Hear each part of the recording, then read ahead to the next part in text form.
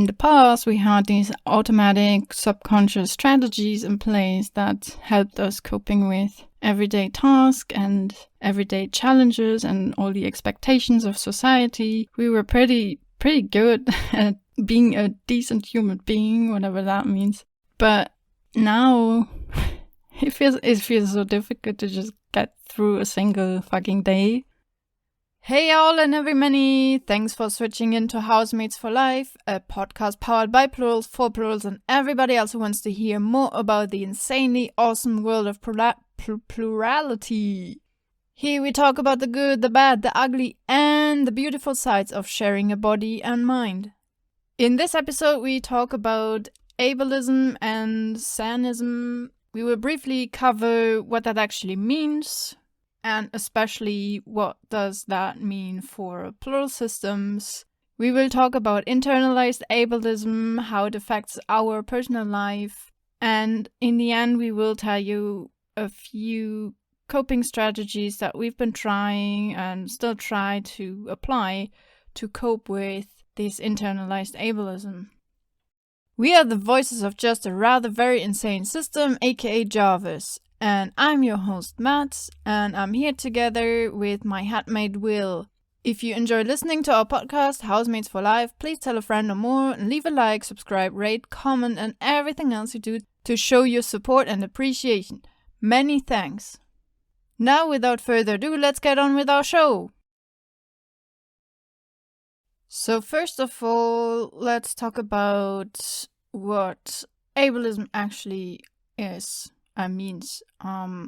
So a very, very classic example of ableism or discrimination against disabled people would be having a building, a shop, a restaurant, whatever, and have no ramp or elevator installed so that wheelchair users can actually enter the building or navigate freely through a building, or even outside in the street, on train stops and bus stations and whatsoever. Or even having something installed, but like, for example, we've been to a place at some point where they had the entrance for wheelchair users was at the backside of a building, so you had to go all the way around through some shady path to just enter the building from the backside, which, instead of just installing a ramp so that you can just freely roll through the front door like everybody else. So these are all forms of discrimination in terms of exclusion or othering people, like making them feel something different than the average person of society. But this is just one example of ableism. This whole topic is so diverse and individual and extremely complex, like any form of discrimination, like racism, sexism, whatsoever. And so here we only really briefly talk about it as an overview. We just don't have enough time to talk about all the aspects and nuances about ableism in this single episode. I guess it would deserve an entire podcast on its own. So usually or very often ableism is strongly associated with physical and especially visible disabilities. But in reality, disabilities come in so many different forms, not just disabilities, but let's call it impairments. So there are physical impairments, mental impairments, and some of them are visible. You can see a person's using a wheelchair, not being able to access staircases. But there are so many more forms of disabilities, and a lot of them are actually invisible.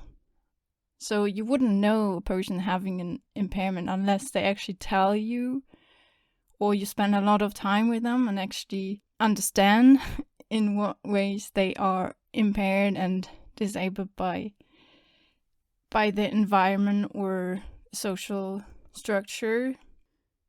So, for example, there are chronic illnesses, people who need to take medication regularly or don't have the energy every time, every day, all day to perform their daily life tasks. A lot of mental health issues come with impairments, whether you're aware of them or not. And also neurodivergence, not always, but a lot of neurodivergent people live with impairments due to their neurodivergence or due to how they are treated because of their neurodivergence or different way of thinking and processing the world. And so because disabilities or impairments come in different forms, there is also so many different forms that discrimination comes in. So we have, for one, the example from before, we have exclusion from activities or the lack of accommodations to include people living with impairments into everyday life and tasks.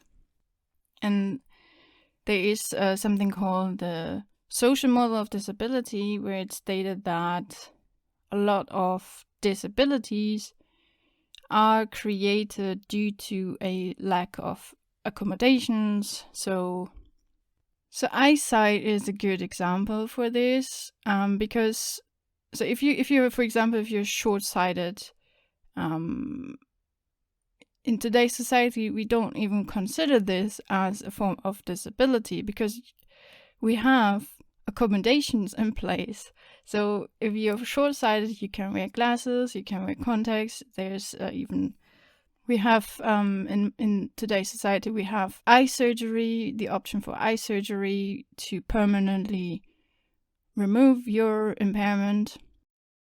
And socially, it's socially accepted, right? When you see somebody wearing glasses, you don't think twice about it. It's just a standard thing in our today's society. People wearing glasses, and sometimes if you wear contacts, nobody knows even that you have an impairment, maybe. So you are not really disabled in that sense because you have the accommodation that you need to see clearly and navigate through your environment. So having an impairment isn't automatically equal to being disabled, having a disability. That's basically what the social model says, is that the society is just constructed in a way that your impairment creates a disability to function properly or navigating the world properly with your impairment. And this leads to our next example of a form of discrimination in terms of ableism is systemic oppression against people with impairments. Basically, an impairment creates a difficulty to have agency over yourself, or it might be more difficult to self-advocate for yourself or selves. And the system, society, the system doesn't really inherently support you on that path. So you have to do it yourself or yourselves. The system is working against you, whether it's aware of it or not, whether people in larger society are aware of it or not. It is happening. Usually most movements have to be done by the people who are impacted by the struggles. But if you're struggling, it is so hard to self-advocate for your struggles. So what we are doing, this podcast, is partially we're trying to self-advocate for plural community, but we could not do that if we were working full-time. If we were working full-time as society expected this day and age, we would not be able to do this podcast, for example. We would not have the energy, time, and resources. And it's not just us, it's most activists do activism in their free time. They don't get money for it.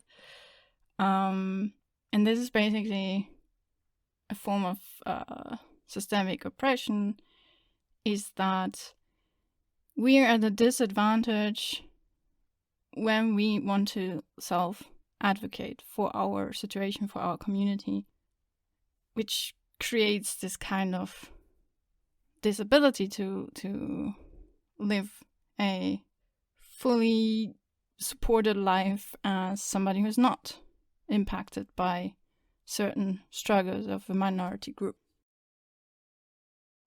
Then there are other forms of ableism which come in terms of stereotypes, for example. So an example would be if wheelchair users are perceived as mentally inferior or being infantilized just because they're sitting in a wheelchair, but it doesn't really have anything to do with their mental abilities or their ability in general to live their life. But society, because due to media and social construct, it may be a stereotype, and there's this belief that when you struggle physically, you also struggle mentally or something like that, or struggle in general.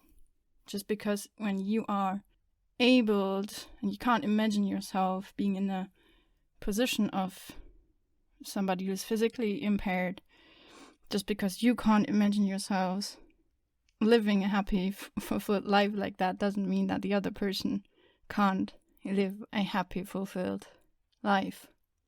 And this can also, in very extreme cases, it leads to eugenic beliefs. So the belief that a disabled person is less valuable, or that being disabled is not worth living. And you don't need to actively believe that, but you can still be discriminating by, for example, saying something like, I would never want to have a child that is disabled or born disabled. Or if you want to check your child's physical health or mental health before birth even, you're creating this idea that those people living with impairments, then they are less valuable to be born even. And that hurts. That can really, really, really fucking hurt. So even if you don't outwardly are discriminating against others, whatever you say, it can greatly affect other people's perception of themselves and their self-worth. And similarly, there's this expectation that every human being needs to be healthy, completely, fully healthy. Like there's this perfectly healthy stereotype of a person, and everything that's not that is in some way broken or unhealthy or dysfunctional, whatever. And this is not only in terms of physical health, but also especially in mental health. And this form of ableism would be called sanism. So everything that diverges from the quote-unquote normal human brain, whatever that is deemed as less functional or as broken or disordered. Like just a small thing like calling a mental health issue, even calling it an issue or calling it a disorder, is a form of ableism or sanism, that somebody with a mental difference or also with a physical difference is broken. But you could just call it that, right? You could call it a mental health difference instead of a mental health disorder. Now, how does all of this affect plurals and plural systems. So first of all, I think we talked about this in one of the first episodes, is that plurality in itself is usually equated with a mental health disorder. So if we talk about plurality, usually all that people usually know about plurality is DID, so dissociative identity disorder, whereas plurality is a part of that disorder, this kind of set of clinical symptoms bundled together into a diagnosis. But plurality in itself is so much broader than a clinical condition. But because it's been historically researched like that and made popular through media as a mental health disorder, plurality in itself is usually perceived as being quote-unquote broken and something that needs to be fixed. And that greatly affects a lot of plurals. It makes them, or also us, it makes us feel miserable about our experience or our existence. So it makes you feel like you're not welcome in society because you first need to be fixed before you can be part of society or something like that, which is utter bullshit, of course. And this all comes down to singular normativity. So our society has historically grown, or most Western cultures have grown to that belief that you're one body, you're one identity, you're one person, and stuff like that. So everything that diverges from that idea is weird or is considered not healthy or not right. So that is sanism, ableism in form of sanism. So everything that is not one identity in one body is basically claimed to be not sane. You're not sane in your head or something.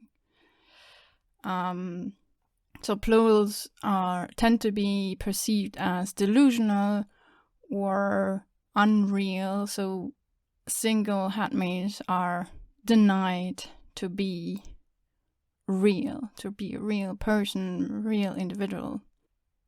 So by doing that, you're not acknowledging our existence, you're not acknowledging our rights and our own opinions as individual beings. And that creates this feeling of being invisible.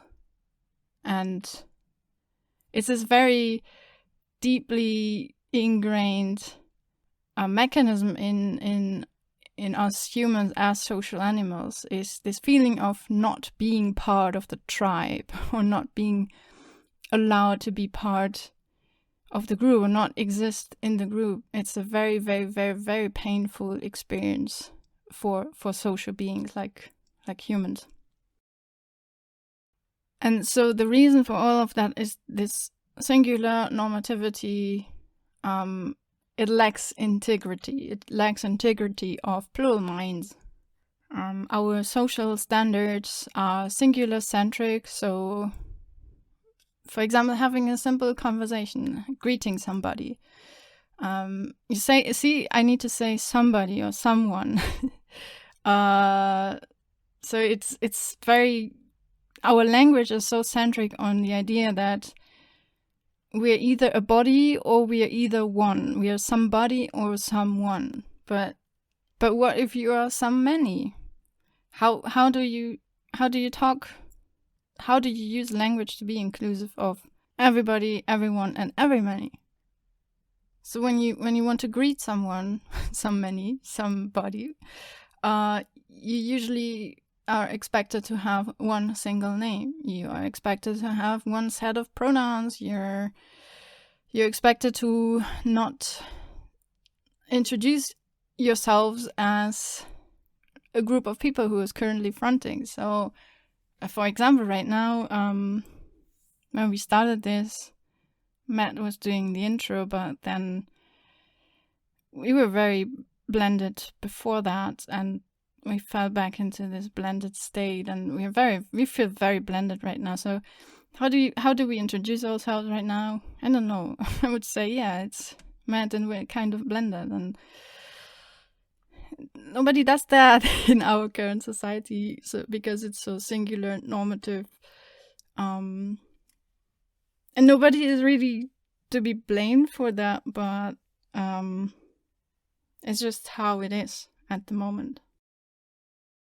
So there is this pressure from society as it is right now. There's this pressure to perform or mask as this one coherent singular individual.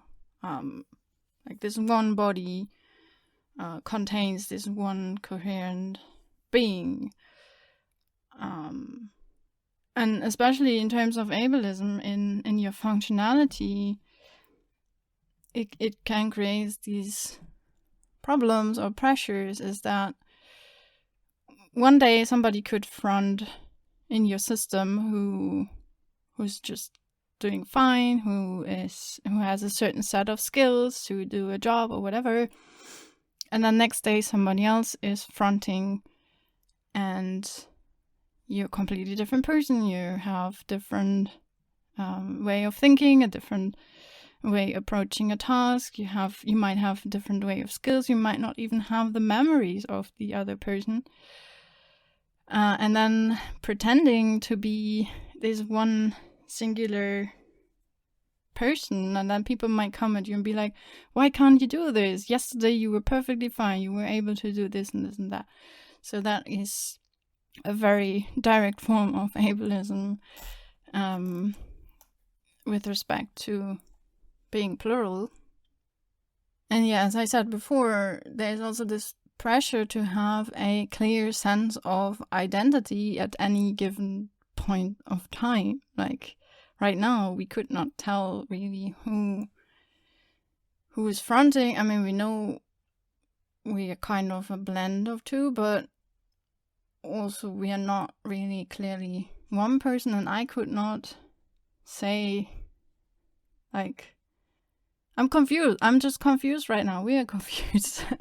And then having that pressure when I talk to somebody in this state, and they expect me to have a clear name or to be comfortable to use a name for myself right now. I don't know how I want to be addressed at this moment. But yeah, in a quote unquote normal conversation, you have one name, and it's clear who you are. It's clear what kind of opinions you have and that you express, and it's expected that these opinions are consistent throughout time. And it is just seen as weird or dysfunctional if I tell people I don't know who I am right now. Sorry. So that creates this feeling of, oh, what? You're not able to tell your own name. You're not able to know your own opinions. What's wrong with you? It creates that feeling of I'm not capable of existing in the moment, which, yeah, I am confused and it is uncomfortable, but it doesn't really make me any less functional in this state, at least. Yeah, and I could go on and on and on, and we haven't even talked about the real impairments that can come with plurality or can correlate strongly with plurality. So, for example, amnesia, PTSD symptoms, dissociation, and all of that is highly correlated with being plural or having a dissociative identity disorder. If you live with that, if you live with all these impairments, well, you need accommodations in your daily life, in your job, with your social circle. in the mental health system, educational systems, everywhere. You need special treatment. That's perfectly fine. It's just if it's not there, you got a problem. And to be frank, nobody gives a shit, unfortunately. And here we are again at the systematic oppression thing, that if we as plurals don't speak up for ourselves, nobody does, you know? And that sucks. It just really sucks. So much about ableism and how it affects plurals in general. We want to talk also about internalized ableism, because that really greatly affected us and still affects us in our life, our plural life. And there's a lot of intersections with other things. We try to focus on the plural aspects of that. And we hope that you can maybe recognize a few things here for yourselves, because internalized ableism is very difficult to actually realize and detect in yourselves. So the first step to actually deal with it or cope with it would be to acknowledge it, actually see it in yourselves. So when we discovered our system, ever since then, it was about almost 2 years ago. Ever since then, we've been decompensating. What does that mean? Basically, we've always been plural, right? We've always been a system, as far as we remember. It's just we were not aware of it, and we compensated for that. We compensated for certain impairments that our plurality created for us. It had a lot of benefits. It's not for nothing that it's often associated or called a coping mechanism to deal with difficulties. So our plurality has helped us in many ways, but also creates a lot of impairments. And we basically subconsciously coped with those impairments. We compensated for those impairments. We had certain strategies in place that we weren't consciously aware of that made life seem working just fine for us. But once we discovered our system and became aware of what's actually going on below the surface, we started to decompensate. And that's it's not a plural only thing. Like a lot of mental health differences or neurodivergences create this subconscious compensation for a long time in your life, until at some point it all just falls apart. And we like to compare this with walking, the act of walking, or any other physical motion. It's like usually you learn walking as a child, or breathing even. You learn breathing naturally as a newborn, and you just do it subconsciously. You don't even think about it, how the process even works. You don't even need to understand how breathing works. You don't even need to know that you have lungs and oxygen flowing through your bloodstream whatsoever. You don't need to know all of this shit to function, to breathe and live. But when you start thinking about it, if you try to pay attention, try to do it more consciously, it just suddenly feels awkward, weird. It becomes difficult. Like if you're walking, for example, and you try to... walking is such a complex process. Like they try to teach robots, AI robots, to walk, and people still have not figured out how to do it properly. It's such a difficult, complex process. So many muscles, so many nerves involved in the process. And if you if you try to think about every little single detail of the walking process, you're just going to stumble. You're going to stumble over your own feet. And if you don't think about it, you can just run around. So this is just a metaphor for decompensation. And it's basically what happened to us, and I think also happens to a lot of plurals, which is why the first couple months or years of being aware of your system are so difficult to navigate, because you suddenly become aware of your breathing process. You become aware of the process that has been keeping you alive. And then you try to do it consciously. You try to do it with more awareness. You try to understand it. And it's so complex and it's so difficult to understand. So basically, where in the past we had these automatic subconscious strategies in place that helped us coping with everyday tasks and everyday challenges and all the expectations of society, we were pretty good at being a decent human being, whatever that means, in this normative society framework, whatever.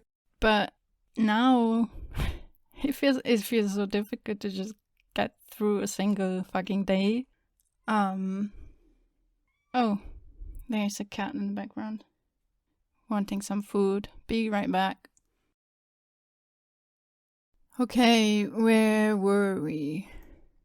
I was talking about decompensation, and that also comes with a lot of confusion, a lot of denial, and a lot of imposter syndrome. At least that's how we felt in the first months, or actually year, or still sometimes deal with that. Basically, being quote unquote functional in the sense of what society expects of you for your whole life, and then suddenly decompensating is not easy to digest. And I would say it's not, especially not easy as a plural system, because not all of us in our system are affected by our system discovery and by this decompensation in the same ways. So depending on who's fronting, on what days, our perception of our functional life, functionality, I don't like using that word, but you know what I mean, is so different and so strongly affected by whoever is fronting or is closer to front. And so we basically spiral, or have been spiraling a lot, from everything is fine to oh shit, I can't even get out of bed and stuff like that. And it's not just for plural, but also a lot of other chronic illnesses and impairments work like that. That on some days it's just going fine, and on other days it's just not. And it's difficult to get your head around that. It's difficult to let it actually sink in that your ability to compensate for your impairments has been lost or is declining. You're decompensating, and understanding that process, accepting that process, it's so hard. It's so difficult. I think it would be easier talking about it if we were in the midst of it still, but we've been dealing with this for a while now, and we've processed a lot of it, so it's hard to put ourselves back into that mindset. But I remember, I think this is Will talking mostly, I struggled mostly with that. I struggled so much with that, and still do. It's especially this imposter syndrome. Imposter syndrome in the sense that feeling like you're faking your impairment, you're faking your disability or something like that. faking your illness, faking your struggles, basically. This is so common for plurals. But it's basically internalized ableism speaking. It's that pressure or that expectation from the outside that you've been exposed to for so long, for your whole life. The expectation to perform, the expectation to function, the expectation to be useful, all of that crap. Being internalized into your own thinking. And when you diverge from that, you feel less than, or your self-worth is affected, and you will be in denial of that. You're so used to performing, you're so used to masking, you're so used to compensating for your impairments that it can't be that all of a sudden you cannot do that anymore. It feels unbelievable. And so the only conclusion that makes sense, quote unquote, makes sense, is you're faking, right? Clearly. You've always been able to compensate for your impairments. Suddenly you can't. This feels so unbelievable, so it's fake. Which it's not fake. You're not faking. If you're struggling, you're struggling, end of story. And if you're not struggling every single day, doesn't mean that you're not struggling overall, right? And I'm saying that from a position of being utterly blended with my handmaids. So I can just say that, but I know it's so hard to believe it or internalize this other belief when you're so trained to believe that you need to be able to do this, you need to be able to perform like you used to. So basically what this internalized ableism does to you is it pressures you into believing that you need to fit in. You need to fit into the singular normative society and all the expectations that come with it. You need to uphold that mask. You need to uphold your compensations and all that. You can't fall behind and all that crap. That's like these false beliefs that come with this internalized ableism.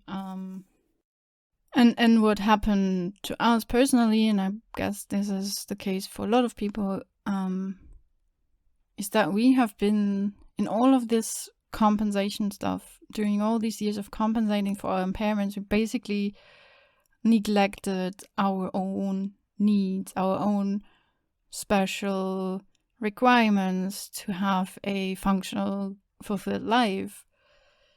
We shoved that under the carpet subconsciously. We didn't know that we're doing that. And only with discovering our system, we started to understand more and more. And we're still basically in a discovery process of what do we actually need? What do we actually need to function? What accommodations need to be in place so that we can feel functional most days? Not all days, but most days. And this is so especially true if you live with dissociation, when all you know is dissociating from your needs, dissociating from pain, dissociating from desires, then you are basically blind. You're blinded to feel or see your own needs. It is an impairment. And if nobody teaches you how to see again, how to discover your needs, how to feel them, how to explore them, how to understand them, how to accommodate them, you are basically disabled. And I'm not saying that in a blaming way. Like, I mean, it's not your fault. Nobody taught you. It's it's a sad fact that a lot of people have to deal with. And I just want to encourage, or we want to encourage, more self-compassion, that, yeah, you are impaired and it's hard, it's difficult. And something that I recently noticed, so this is now, we're talking, so that's my view, my opinion right now, is I realized that I feel the worst about myself when I'm jealous. So, and this kind of goes back to the social model of disability.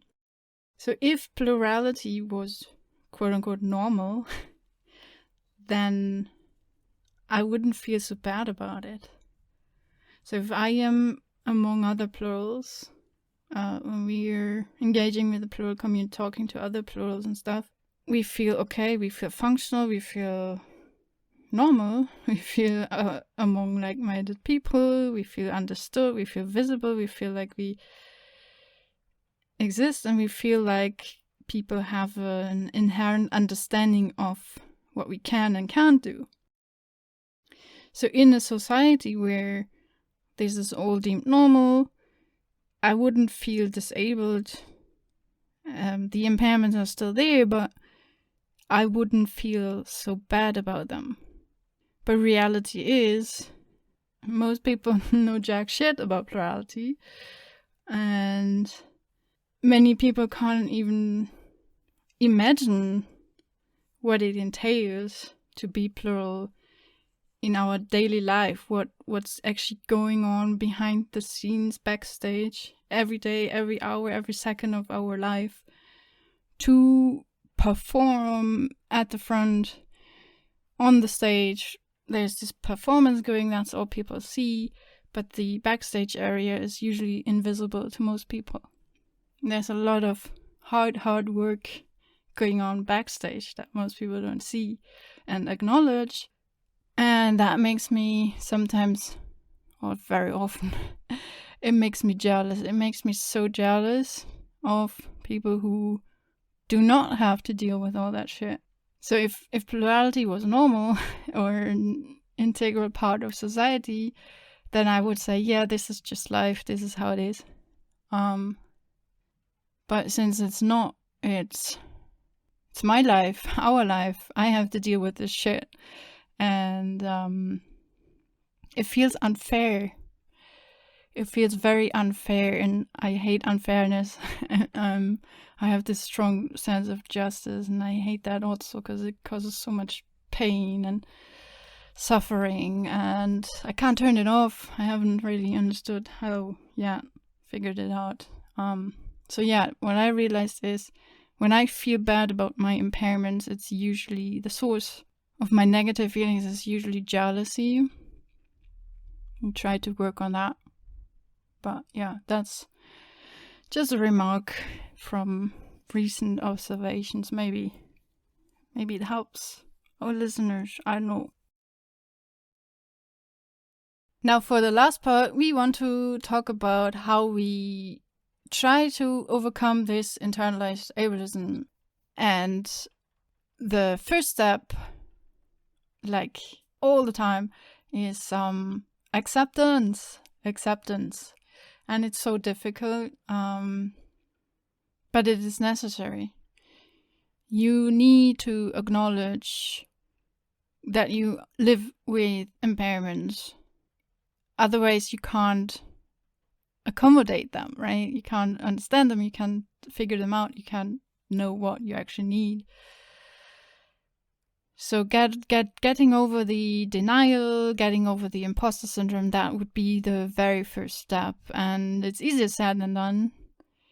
And I think we kind of have gotten over it. Not always. The self-doubts come and go.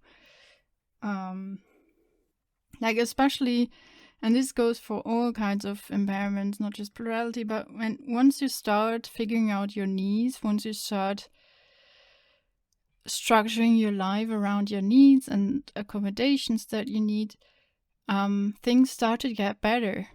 And when things start to get better, usually what happens is that the denial comes up. You start to believe maybe nothing was actually wrong with me, or nothing. I didn't actually need so much care in the first place. Maybe I was just delusional, whatever, blah blah.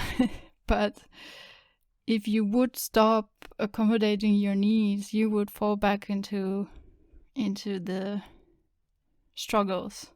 So when things get better and you start denying yourself, in a way, it's a good sign. It's a sign that you're improving. But it's also difficult to not fall into that denial trap or imposter trap. I don't know if we have a solution for that. It's just, I think acknowledging that it happens is a good start. Just being aware of that. And yeah, riding the waves, kind of. Like waves of denial, starting to struggle again, improvements, denial again, and so on and so on. And one thing that helps us accepting our situation as plural system, especially, and this goes back to what Will said previously. I think this is mostly Matt talking right now. So basically, he said that, so if plurality was a common part of our society, it wouldn't be so difficult, right? So we sometimes like to think about or fantasize about, imagine a society where plurality was the norm, or like the majority of people would be plural or experience themselves as plural. And then in that society, you would have plural normativity, so conversations would be based on the fact that one body contains multiple identities, like jobs and education. Everything would be accustomed to being plural. It would be expected that you have different identities that can fulfill different tasks, and so on and so on. So there, in a plural normative society, there would be a lot of different expectations of you, you as a whole system. And now imagine in a plural normative society, imagine being singular. Imagine to be one in one body, and being like, I don't know, just 5% of the population. And then try to tell other plurals that you experience yourself as a singular being. Try to explain that to a plural when all they know is being plural. They would be like, nah, you're making this up. It can't be real. You just haven't found your headmates yet. Blah, blah, blah, blah.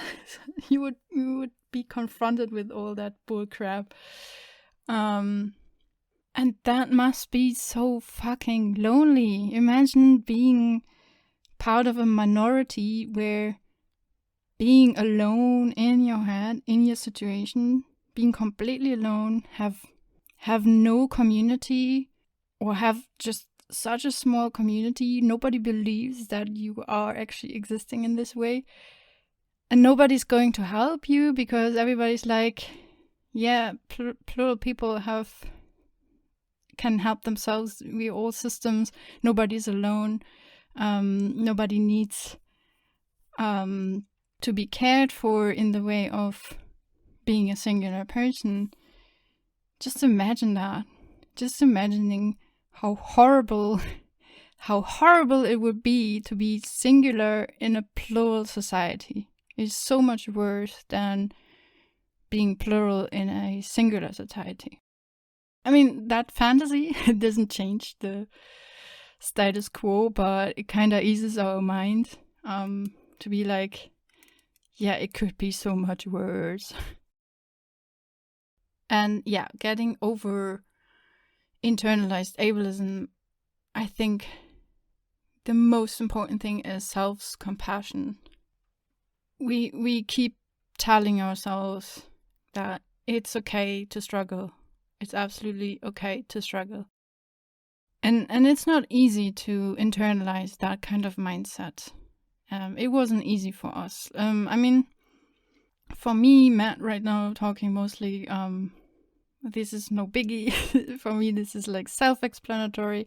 But for example, my handmade Will, it's been quite a struggle to get over these internalized thoughts of living up to expectations, being put under pressure to perform, to maintain our functionality as it was before.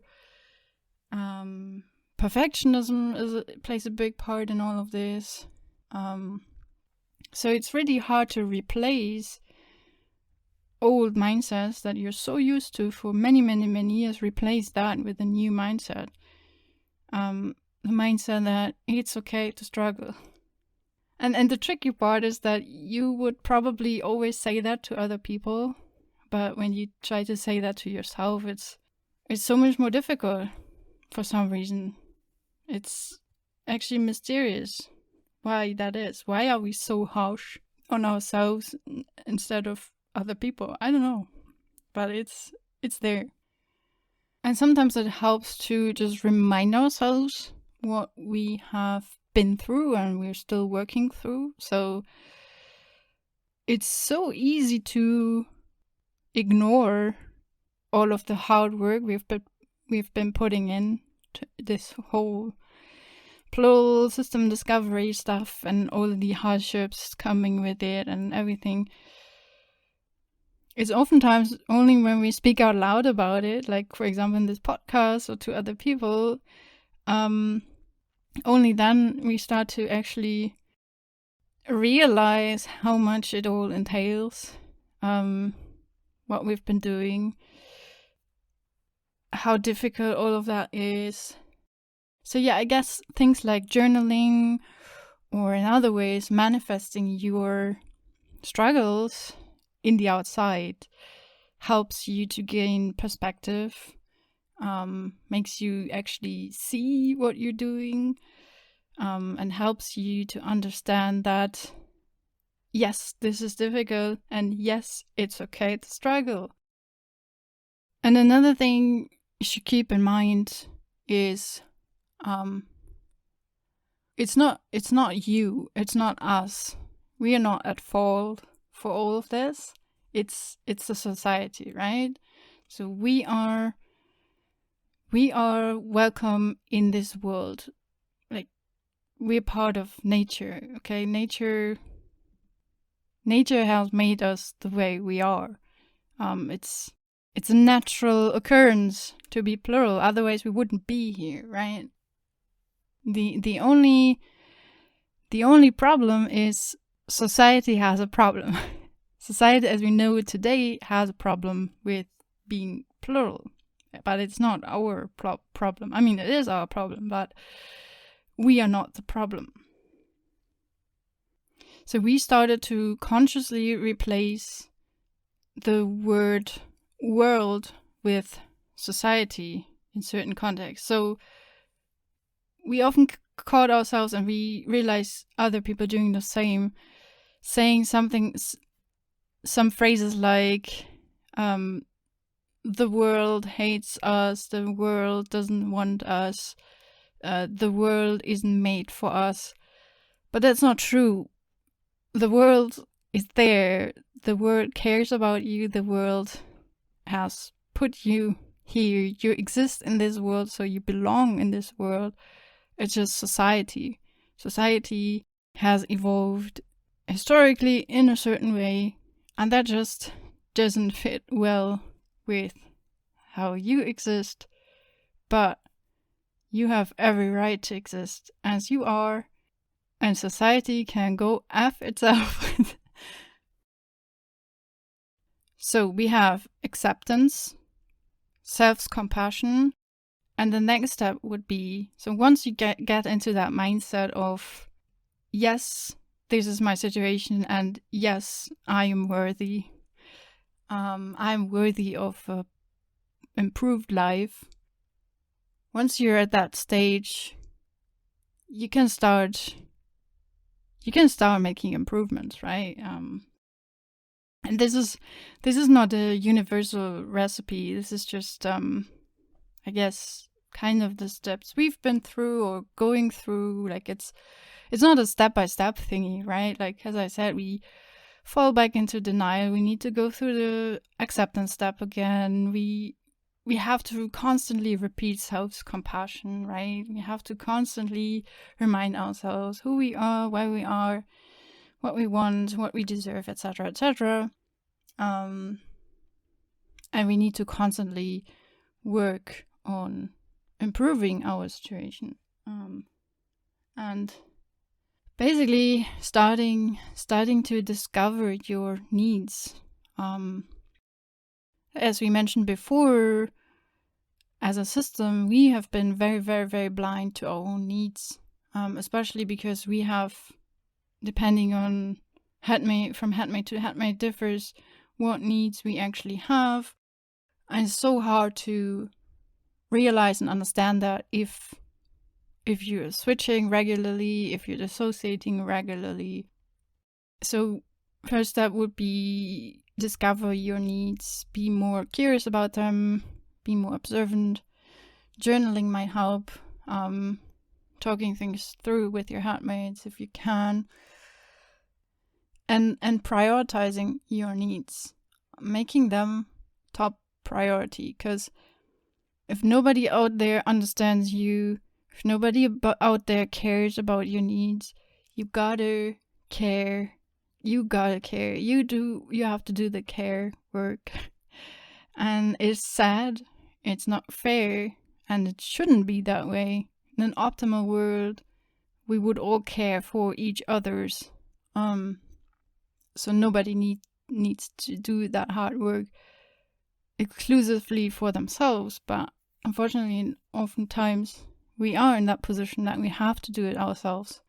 And then it's okay to prioritize yourself. If nobody is doing it for you, you have to do it, and then it's not selfish or anything if you do it for yourself or yourselves even.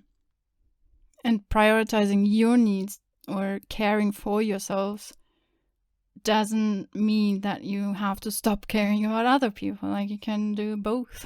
You just need to be really clear about your priorities. Which I'm saying that, but we're still really working out on that. It's very difficult.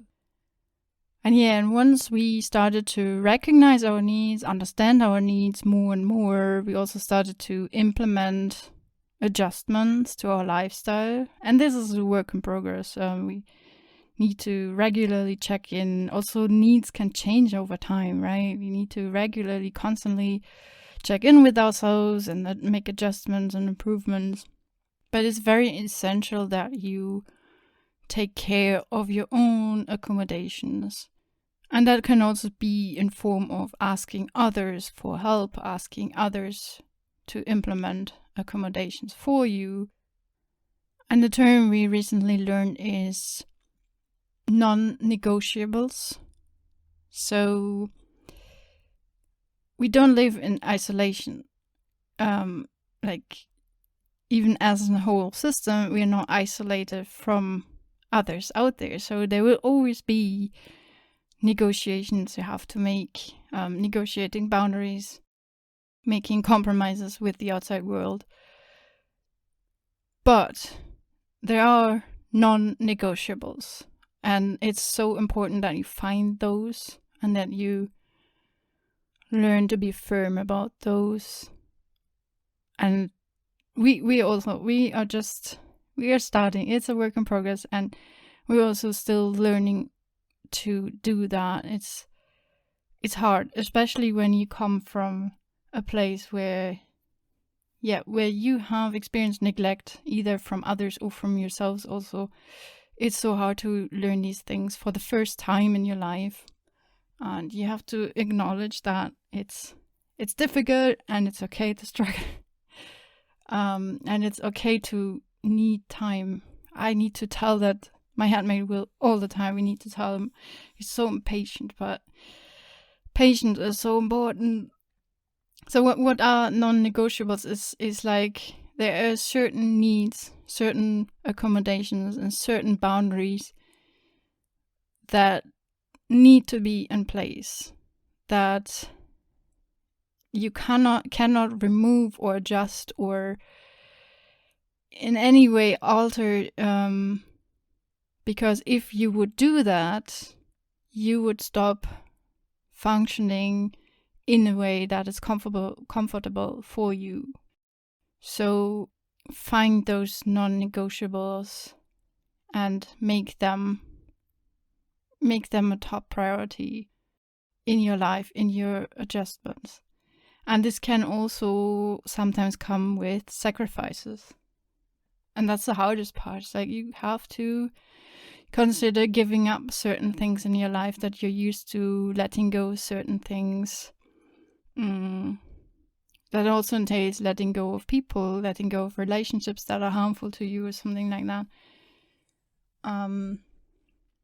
And that kind of change can feel very uncomfortable at first. And it is uncomfortable, it is difficult, and it is okay to struggle and take your time. But yeah, I believe that it is important. It is so important, and it's necessary to be firm about your non-negotiables. Learn to be firm about it, because it will just affect every other aspect of your life. If your bare minimum, if your bare necessities are in place, if you have compensation for that, accommodation for that, then the rest will flow naturally. I believe that. I want to believe that. And that's something we are currently working on. And maybe in a couple of years, we can come back here and tell you how it's going. Maybe we're completely wrong. Maybe we're running on a path that is leading to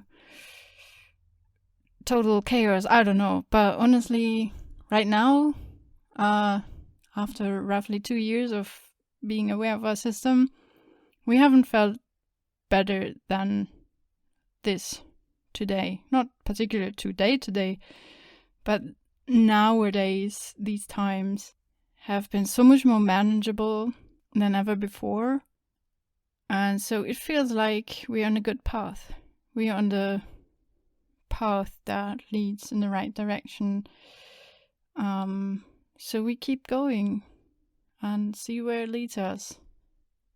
And we will keep you updated on this podcast, I guess. And now we have come to the end of this episode. I hope you enjoyed it. We talked about ableism and sanism, how it affects plurals and the community.